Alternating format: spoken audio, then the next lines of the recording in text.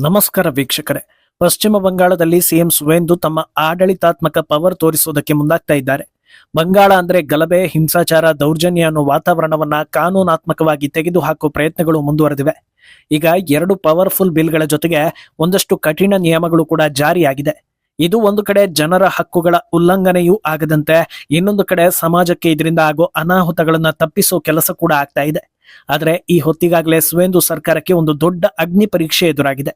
ಈ ವಿಚಾರದಲ್ಲಿ ಸರ್ಕಾರ ಪರಿಣಾಮಕಾರಿಯಾಗಿ ಕೆಲಸ ಮಾಡಿ ಜನರಿಗೆ ತಮ್ಮ ಮೇಲೆ ನಂಬಿಕೆ ಬರೋ ರೀತಿ ಮಾಡಿಕೊಳ್ಳೋದು ಅನಿವಾರ್ಯ ಆಗಿದೆ. ಇಲ್ಲದೇ ಇದ್ರೆ ನಿಮಗೂ ಮಮತಾಗೂ ವ್ಯತ್ಯಾಸ ಏನು ಅನ್ನೋದನ್ನ ಜನರು ಕೇಳೋದಕ್ಕೆ ದಾರಿ ಮಾಡಿ ಕೊಟ್ಟಂತಾಗಲಿದೆ. ಇನ್ನೊಂದು ಕಡೆ ಮಮತಾ ನೇತೃತ್ವದ ಹೊಸ ಹೋರಾಟ ಟ್ರೋಲ್ಗೆ ಗುರಿಯಾಗ್ತಾ ಇದೆ. ಇದೆಲ್ಲವನ್ನ 1 by 1 ವಿವರಿಸ್ತಾ ಹೋಗ್ತೀವಿ. ಈ ವಿಡಿಯೋವನ್ನ ತಪ್ಪದೆ ಕೊನೆ ತನಕ ನೋಡಿ. ಅದಕ್ಕೂ ಮುನ್ನ ಮೀಡಿಯಾ ಮಾನ್ಸ್ಟರ್ ಚಾನಲ್ ಅನ್ನ ತಪ್ಪದೆ ಸಬ್ಸ್ಕ್ರೈಬ್ ಮಾಡಿ. ಎಸ್, ಪ್ರಪಂಚದ ಎಷ್ಟೋ ದೇಶಗಳಿಗೆ ಹೋಲಿಸಿದ್ರೆ ಭಾರತದ ಜನರು ಅತ್ಯಂತ ಹೆಚ್ಚು ಸ್ವಾತಂತ್ರ್ಯವನ್ನ ಅನುಭವಿಸ್ತಾ ಇದ್ದಾರೆ. ಕೆಲವೇ ಕೋಟಿ ಜನಸಂಖ್ಯೆ ಇರೋ ದೇಶಗಳಲ್ಲೂ ಜನರಿಗೆ ಒಂದಷ್ಟು ರಿಸ್ಟ್ರಿಕ್ಷನ್ ಹಾಕೋದಕ್ಕೆ ಹಿಂದೆ ಮುಂದೆ ನೋಡೋದಿಲ್ಲ. ಯಾಕಂದ್ರೆ ಇಂತಿಂತ ವಿಚಾರಗಳಲ್ಲಿ ಸ್ವಾತಂತ್ರ್ಯ ನೀಡಿದ್ರೆ ಅದು ಮತ್ತೊಂದು ರೀತಿಯಲ್ಲಿ ಸಮಸ್ಯೆಯನ್ನ ಹುಟ್ಟು ಹಾಕಿ ದೇಶದಲ್ಲಿ ಅಶಾಂತಿ ಏಳಬಹುದು ಹಾಗೂ ನೆಮ್ಮದಿಯ ವಾತಾವರಣಕ್ಕೆ ಭಂಗ ಬರಬಹುದು ಅನ್ನೋ ಕಾರಣಕ್ಕೆ.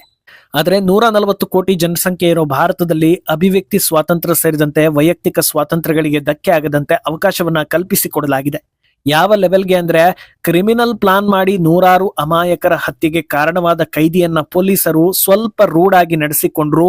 ಅದ್ ಹೇಗ್ರಿ ನೀವು ಆತನನ್ನ ಹಾಗೆ ನಡೆಸ್ಕೊಳ್ತೀರಾ? ಹೇಳೋರು ಕೇಳೋರು ಯಾರು ಇಲ್ಲ ಅಂತ ಅಂದ್ಕೊಂಡಿದ್ದೀರಾ?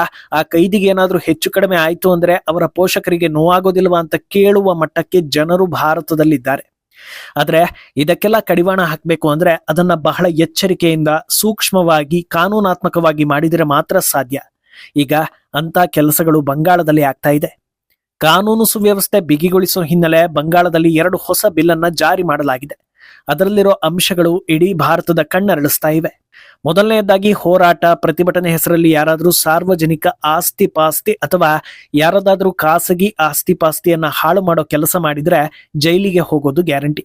ಬರೀ ಜೈಲಿಗೆ ಮಾತ್ರ ಹೋಗೋದಲ್ಲ, ಸರಿಯಾದ ರೀತಿಯಲ್ಲಿ ದಂಡವನ್ನ ಕೂಡ ಪಾವತಿ ಮಾಡಬೇಕು. ಈ ದಂಡದ ಪ್ರಮಾಣವೇ ಇನ್ನು ಮುಂದೆ ಹೋರಾಟದ ನೆಪದಲ್ಲಿ ಗಲಭೆ ಎಬ್ಬಿಸುವವರ ಎದೆ ನಡುಗಿಸ್ತಾ ಇರೋದು. ಹಾಳಾದ ವಸ್ತುವಿಗೆ ಯಾವ ಬೆಲೆ ಇರುತ್ತೋ ಅದರ 3 ಪಟ್ಟು ದಂಡವನ್ನ ಕಟ್ಟಲೇಬೇಕು. ಬೇರೆ ಆಪ್ಷನ್ ಇಲ್ಲ ಅನ್ನೋದನ್ನ ಈ ರೂಲ್ಸ್ ಹೇಳ್ತಾ ಇದೆ. ಒಂದು ವೇಳೆ ಅಷ್ಟೊಂದು ಹಣ ಇಲ್ಲ ಅನ್ನೋ ಕಾರಣ ಕೊಟ್ರೆ ಬಾಣಲೆಯಿಂದ ಬೆಂಕಿಗೆ ಬಿದ್ದ ಲೆಕ್ಕವೇ. ಯಾಕಂದ್ರೆ ದಂಡ ಕಟ್ಟಲಿಲ್ಲ ಅಂದ್ರೆ ದುಷ್ಕರ್ಮಿಗಳ ಮನೆ ಅಥವಾ ಆಸ್ತಿ ಪಾಸ್ತಿಗೆ ಕುತ್ತು ಬರುತ್ತೆ. ಸದ್ಯ ಬಂದಿರೋ ಮಾಹಿತಿಗಳ ಪ್ರಕಾರ ಇಂಥ ಪ್ರಕರಣಗಳಲ್ಲಿ ತಪ್ಪಿತಸ್ಥರ ಆಸ್ತಿ ಪಾಸ್ತಿಯನ್ನ ಒಂದೇ ಸರ್ಕಾರ ಸೀಸ್ ಮಾಡುತ್ತೆ, ಇಲ್ಲ ಅಂದ್ರೆ ಅಲ್ಲೇ ಹರಾಜು ಹಾಕಲಾಗುತ್ತೆ ಅನ್ನೋದನ್ನ ಹೇಳಲಾಗಿದೆ. ಯೋಗಿ, ಹಿಮಂತ್ ಬಿಸ್ವಾ ಸೇರಿ ಹಲವು ನಾಯಕರು ಇಂಥ ಪ್ರಕರಣಗಳಲ್ಲಿ ಬುಲ್ಡೋಸರ್ ತಂದು ದುಷ್ಕರ್ಮಿಗಳ ಮನೆಯನ್ನ ಕೆಡವಿ ಹಾಕ್ತಾ ಇದ್ರೆ, ಸ್ವಲ್ಪ ಬೇರೆ ರೂಟ್ ನಲ್ಲಿ ಹೋಗ್ತಾ ಇರೋ ಸುವೇಂದು ಪೀಸ್ ಮಾಡೋ ಬದಲು ಅದನ್ನ ಯೂಸ್ ಮಾಡಿಕೊಳ್ಳೋದಕ್ಕೆ ನೋಡ್ತಾ ಇರುವಂತೆ ಕಾಣಿಸ್ತಾ ಇದೆ. ಬಂಗಾಳ ಸರ್ಕಾರಕ್ಕೆ 2/3 ಮೆಜಾರಿಟಿ ಇರೋದ್ರಿಂದ ಒಂದಾದ ನಂತರ ಒಂದು ಪರಿಣಾಮಕಾರಿ ಬಿಲ್ಗಳನ್ನ ಯಶಸ್ವಿಯಾಗಿ ಪಾಸ್ ಮಾಡೋದಕ್ಕೆ ಬಹಳ ಸಹಾಯ ಆಗ್ತಾ ಇದೆ. 2 ತಿಂಗಳಲ್ಲಿ ಸಾಕಷ್ಟು ಪವರ್ಫುಲ್ ಬಿಲ್ಗಳು ಜಾರಿಯಾಗಿವೆ. ಅಂದಹಾಗೆ ಈಗ ಈ ಬಿಲ್ ಜಾರಿ ತರೋ ಅವಶ್ಯಕತೆ ಇತ್ತ ಅಂತ ಕೇಳೋದಕ್ಕೆ ಯಾರು ಕೂಡ ಮುಂದಾಗೋದಿಲ್ಲ ಅನ್ಸುತ್ತೆ. ಯಾಕಂದ್ರೆ ಬಂಗಾಳದಲ್ಲಿ ಇಂಥ ಬದಲಾವಣೆ ಅಗತ್ಯವಾಗಿ ಬೇಕಾಗಿತ್ತು ಅನ್ನೋದನ್ನ ಎಲ್ಲರೂ ಒಪ್ಪಿಕೊಳ್ತಾರೆ. ವಿಚಿತ್ರ ವಿಚಾರ ಅಂದ್ರೆ, ಮಮತಾ ಸರ್ಕಾರದಲ್ಲಿ ಹೆಚ್ಚು ಹೋರಾಟ ನಡೀತಾ ಇದ್ದಿದ್ದೆ ಮಮತಾ ಬೆಂಬಲಿಗರಿಂದ. ಮಮತಾ ಕೂಡ ಸಾಕಷ್ಟು ಸಲ ಬೀದಿಗಿಳಿದು ಹೋರಾಡಿದ್ದಾರೆ. ಆದ್ರೆ ಈ ರೀತಿ ನಡೀತಾ ಇದ್ದ ಹೋರಾಟಗಳಲ್ಲಿ ಏನಾಗ್ತಾ ಇತ್ತು ಅನ್ನೋದನ್ನ ಬಂಗಾಳದ ಜನರು ನೋಡಿದ್ದಾರೆ. ಗಲಭೆ, ಹಿಂಸಾಚಾರ ಇಲ್ಲದೆಯೇ ಯಾವ ಹೋರಾಟಗಳು ಕೂಡ ಬಂಗಾಳದ ಇತಿಹಾಸದಲ್ಲಿ ನಡೆದಂತಿಲ್ಲ. ಇದನ್ನ ನೋಡಿ ನೋಡಿ ಜನರು ರೋಸಿ ಹೋಗಿದ್ದಾರೆ, ಸಾಕಷ್ಟು ಅನುಭವಿಸಿದ್ದಾರೆ.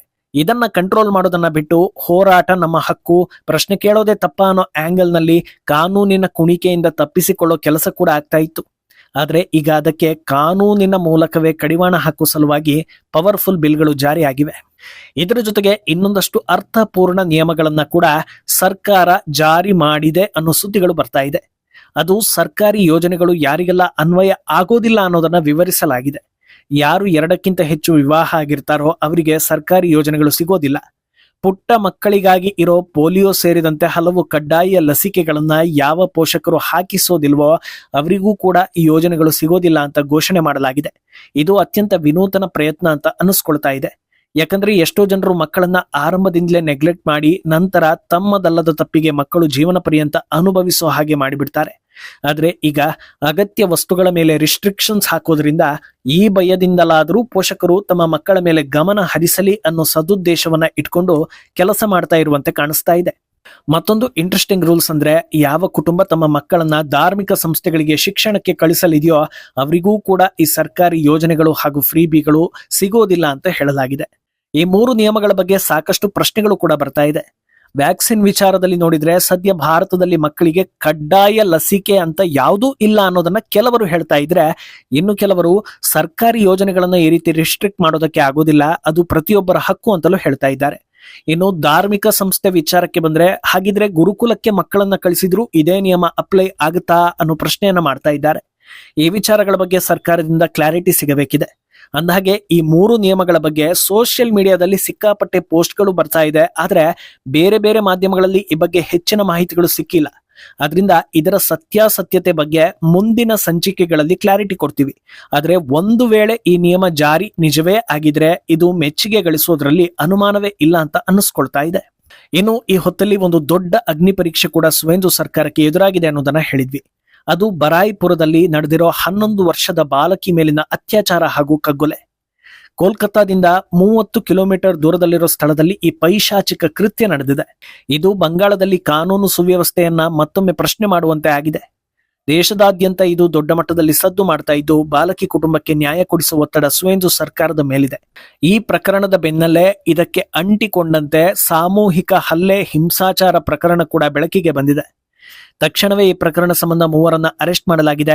ಈ ಬಗ್ಗೆ ಪ್ರತಿಕ್ರಿಯೆ ನೀಡಿರೋ ಸುವೇಂದು, ಈ ಕೇಸ್ನಲ್ಲಿ ಯಾವುದೇ ಕಾರಣಕ್ಕೂ ಕಾಂಪ್ರಮೈಸ್ ಇಲ್ಲ, ದುಷ್ಕರ್ಮಿಗಳನ್ನ ಬಂಧಿಸಿ ಅತ್ಯಂತ ಕಠಿಣ ಶಿಕ್ಷೆಯನ್ನ ಖಂಡಿತ ಕೊಡ್ತೀವಿ. ಈಗಾಗಲೇ ಬಾಲಕಿಯ ತಂದೆ ಜೊತೆ ಮಾತಾಡಿದ್ದೀನಿ, SIT ರಚಿಸಿ ದುಷ್ಕರ್ಮಿಗಳ ಹೆಡೆಮುರೆ ಕಟ್ಟೋದು ಗ್ಯಾರಂಟಿ ಅಂತ ಹೇಳಿದ್ದಾರೆ. ಇನ್ನು ಈ ಪ್ರಕರಣ ಬೆಳಕಿಗೆ ಬರ್ತಾ ಇದ್ದ ಹಾಗೆ ಮಮತಾ ಬ್ಯಾನರ್ಜಿ ಅಲರ್ಟ್ ಆಗಿದ್ದಾರೆ. ಅವರ ಕಾಲದಲ್ಲಿ ಆಗ್ತಾ ಇದ್ದ ಕ್ರೈಮ್ಗಳ ವಿರುದ್ಧ ಸುವೇಂದು ದೊಡ್ಡ ಮಟ್ಟದಲ್ಲಿ ದನಿ ಏರಿಸಿ ಹೋರಾಡ್ತಾ ಇದ್ದಿದ್ರಿಂದ ಅವರೂ ಕೂಡ ಈ ಪ್ರಕರಣ ಸಂಬಂಧ ದನಿ ಏರಿಸಿ ಸರ್ಕಾರದ ವೈಫಲ್ಯವನ್ನ ಪ್ರಶ್ನೆ ಮಾಡಿದ್ದಾರೆ. ಅಲ್ಲದೆ ಘಟನಾ ಸ್ಥಳ ಹಾಗೂ ಸಂತ್ರಸ್ತೆ ಕುಟುಂಬವನ್ನ ವಿಸಿಟ್ ಮಾಡೋ ಪ್ಲಾನ್ ಕೂಡ ಹೊಂದಿದ್ರು. ಆದ್ರೆ ಅಲ್ಲಿ ಸದ್ಯ ಸೆಕ್ಯೂರಿಟಿ ನೇಮಿಸಿರೋದ್ರಿಂದ ಯಾರನ್ನೂ ಬಿಡ್ತಾ ಇಲ್ಲ ಅನ್ನೋ ಮಾಹಿತಿ ಬಂದಿದೆ. ಆದ್ರೆ ಈ ಸಂಬಂಧ ಮಮತಾ ಕಡೆಯಿಂದ ಹೋರಾಟ ಕೂಡ ಶುರುವಾಗಿದೆ. ಮಮತಾ ಕಾಲದಲ್ಲಿ ಆಗ್ತಾ ಇದ್ದ ರೇಪ್ ಅಂಡ್ ಮರ್ಡರ್ ಸಂಬಂಧ ಜನರು ಕ್ಯಾಂಡಲ್ ಲೈಟ್ ಪ್ರೊಟೆಸ್ಟ್ ಮಾಡ್ತಾ ಇದ್ರು. ಅದೇ ರೀತಿ ಇವರು ಕೂಡ ಮಾಡಿದ್ದಾರೆ. ಆದ್ರೆ ರಾತ್ರಿ ಹೊತ್ತು ನಡೆಯಬೇಕಾದ ಕ್ಯಾಂಡಲ್ ಲೈಟ್ ಪ್ರೊಟೆಸ್ಟ್ ಹಗಲು ಹೊತ್ತಲ್ಲೇ ನಡೆಸಿರೋದ್ರಿಂದ ಮಮತಾ ಮತ್ತೊಮ್ಮೆ ಟ್ರೋಲ್ಗೆ ತುತ್ತಾಗ್ತಾ ಇದ್ದಾರೆ. ವಾಸ್ತವದಲ್ಲಿ ಇಂಥ ಪ್ರಕರಣಗಳ ಬಗ್ಗೆ ಮಮತಾಗೆ ದನಿ ಏರಿಸೋ ನೈತಿಕತೆಯೇ ಇಲ್ಲ ಅಂತಲೂ ಜನರು ಹೇಳ್ತಾ ಇದ್ದಾರೆ. ಆದ್ರೆ ದನಿ ಏರಿಸ್ತಾ ಇರೋದು ಖಂಡಿತ ಸ್ವಾಗತಾರ್ಹವೇ. ಯಾಕಂದ್ರೆ ಅಧಿಕಾರ ಮಮತಾ ಕೈಯಲ್ಲಿರ್ಲಿ ಅಥವಾ ಸುವೇಂದು ಕೈಯಲ್ಲಿರ್ಲಿ, ಇಂಥ ದೌರ್ಜನ್ಯಗಳು ಯಾರ ಮೇಲೂ ನಡೀಬಾರ್ದು. ಇದರ ಸೀರಿಯಸ್ನೆಸ್ ಏನು ಅನ್ನೋದನ್ನ ಅರ್ಥ ಮಾಡ್ಕೊಂಡಿರೋ ಸುವೇಂದು ದೊಡ್ಡ ಆಕ್ಷನ್ಗೆ ರೆಡಿ ಆಗ್ತಾ ಇದ್ದಾರೆ. ಇದು ಹೇಗಿರಲಿದೆ, ಇದರಿಂದ ಭವಿಷ್ಯದಲ್ಲಿ ಇಂಥ ಪ್ರಕರಣಗಳ ಸಂಖ್ಯೆ ಕುಗ್ಗಿಸೋದ್ರಲ್ಲಿ ಅವರು ಯಶಸ್ವಿ ಆಗ್ತಾರಾ ಅನ್ನೋದು ಸದ್ಯಕ್ಕಿರೋ ಪ್ರಶ್ನೆ. ಈ ಬಗ್ಗೆ ನಿಮ್ಮ ಅಭಿಪ್ರಾಯವನ್ನ ತಪ್ಪದೆ ಕಮೆಂಟ್ ಮೂಲಕ ತಿಳಿಸಿ.